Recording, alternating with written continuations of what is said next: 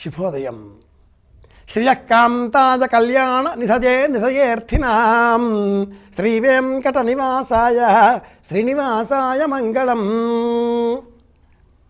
శనివారం నాడు శ్రీ వెంకటేశ్వర స్వామి వారిని స్తోత్రం చేద్దాం. మాసం పౌష్యమాసం, అందులోనూ పుష్యమీ నక్షత్రంతో కూడుకున్న మాసం.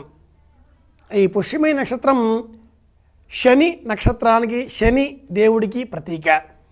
ప్రత్యేకించి శని వారం నాడు శనైహి చరతీతి, మనలో మందంగా ఉండేటటువంటి జీవ మండల వ్యవస్థను, నాడి మండల వ్యవస్థను ఆ మందకొడితత్వంలో నుంచి బయటకు తీసుకువచ్చి చైతన్యవంతం చేసేటటువంటి శక్తి కలవాడు శ్రీ వెంకటేశ్వర స్వామి, కలియుగ ప్రత్యక్ష దైవం. వినా వెంకటేశం ననాథో ననాథ సదా వెంకటేశం స్మరామి స్మరామి. ఆ స్వామిని ఈ రోజున మనం కొలుచుకుందాం. శ్రీమదఖిల మహీమండల ధరణీధరమండలాఖండలస్య భోగీ భోగతల్ప శ్రీ భూభుజావల్లి సంశ్లేష సంక్రాంత జనస్తన మకరపత్రావళ్యంచి స్థలోరుస్థలస్య. ఇలా ఆ స్వామిని శ్రీనివాస గద్య స్మరించుకోవడం ద్వారా కొలుచుకుందాం. ఒక్క శ్రీనివాస స్మరణ చేత మనలో ఉండేటటువంటి స్తబ్దత తొలగిపోతుంది. ఒక ఉత్సాహం, ఒక ఉద్వేగం, ఒక ఆనందం పెళ్ళుబుకుతుంది.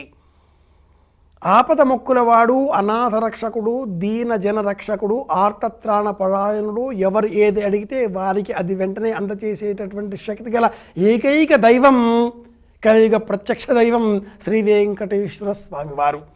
వారిని మనం ఎలా తలుచుకుంటే అలా కనిపిస్తాడు.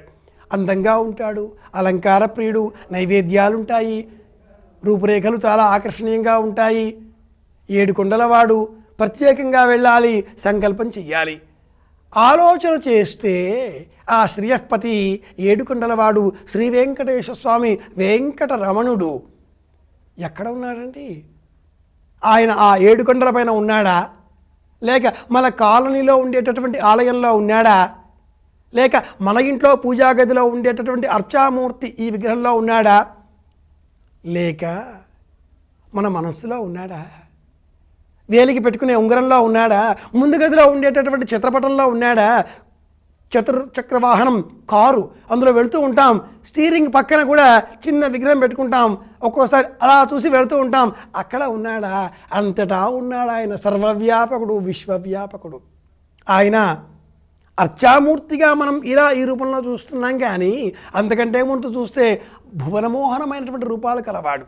5 రూపాల్లో కనిపిస్తాడు. సరంకృష్ణనాథ్ కూడా అర్చించేటటువంటి రూపం అది మొదటి రూపం. ఆ పిమ్మట క్షీరసాగర సముద్రంలో కనిపించేటటువంటి స్వరూపం, పాలకడల్లో కనిపించే స్వరూపం. ఆ పిమ్మట అవతార స్వరూపంలో కనిపించేటటువంటిది. ఆ పిమ్మట అంతర్యామిగా కనిపించేటటువంటిది. ఆ పిమ్మట మన ముందు ఉండేటటువంటి భువనమోహనమైనటువంటి అందమైనటువంటి ఈ దివ్యమంగళ స్వరూపము శ్రీ వెంకటేశ్వర స్వామి వారి అర్చా స్వరూపం. ఇక్కడ ఉన్నాడు ఆయన. ఇలా ఆలోచన చేస్తే లక్ష్మీ సవిభ్రమాలోక శుభ్రో విభ్రమ చక్షుషే సర్వలోకానాం వెంకటేశాయ మంగళం. ఆ తిరునామాల చాటు నుంచి చూసేటటువంటి ఆ చూపులు మనల్ని చూస్తున్నాయా లేదా? హృదయంలో శాశ్వతంగా స్థిర నివాసం ఏర్పాటు చేస్తున్నటువంటి లక్ష్మీదేవి ఆ స్వామి దివ్యమంగళ వదనారవిందాన్నే చూస్తూ అలా విభ్రమంతో ఉండిపోతుందట. అలాంటి స్వరూపాన్ని మనం చూస్తున్నాం, మనస్సులో నిలబెట్టుకోగలుగుతున్నాం. అలా మనం ఆ స్వామి ఆలయానికి వెళ్ళి స్వామి దివ్యమోహన స్వరూపాన్ని చూచిన పిమ్మట కన్నులారా ఆ రూపాన్ని మన మనస్సులో స్థిర ప్రతిష్ఠ చేసుకోగలిగితే మనం మళ్ళీ మళ్ళీ మళ్ళీ మళ్ళీ తిరుపతి వెళ్ళక్కర్లా, ఆలయాన్ని వెళ్ళక్కర్లా. కళ్ళు మూసుకుంటే లోన కనిపించాలి. కనిపించకుండా మనం భ్రమలలో పడి, సాంసారిక వ్యాపకాలలో పడి, అనేక లౌకిక బంధాలలో పడి, మోహము, మాయ, భ్రమ, లంపటము, ధనము ఇందులో పడి కొట్టుకోవడం ద్వారా కళ్ళు మూసుకుంటే స్వామి రూపం ఇక్కడ కనిపించక చెదరిపోవడంతో భయపడి ఆందోళనకు గురి అయ్యి మళ్ళీ మళ్ళీ మళ్ళీ మళ్ళీ 6 నెలలకు ఓసారి, ముక్కోటి ఏకాదశికి ఒకసారి, ఆంగ్ల నూతన సంవత్సరం ఒకసారి, బ్రహ్మోత్సవాలు ఒకసారి, ఇలా సంవత్సరానికి 10 మార్లు 25 మార్లు స్వామివారి సేవలో తరించే ప్రయత్నాలు చేస్తూ ఉంటాం.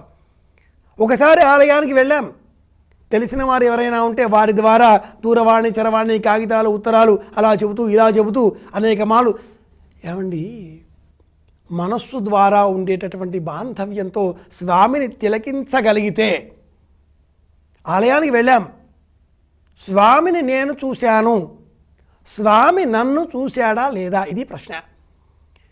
ఏ గుడికి వెళ్ళినా ఏ దైవాన్ని చూసినా ఆ స్వామిని నేను ఇలా కళ్ళారా చూస్తే మన ముఖంలో ఉండేటటువంటి ప్రేమ, ఆర్ద్రత, ఆత్మీయత, అనురాగము, అభిమానము స్రవించి రసస్రువులుగా మారి కన్నులలో నుంచి బాష్ప జలధారులు అలా దొరలుతూ ఉండగా స్వామి దివ్యమంగళ స్వరూపాన్ని చూడగలిగితే, అది మన మనస్సులో చేరగలిగితే ఇంతకంటే ఆనందం మరింకే ఉంటుంది, అదృష్టం మరింకే ఉంటుంది. మళ్ళీ మళ్ళీ ఆ పిమ్మట ఆలయానికి వెళ్ళక్కరలేదు, ఆయన ఇక్కడ ఉంటాడు, కళ్ళు మూసుకుంటే లోనే ఉంటాడు, కనిపిస్తాడు.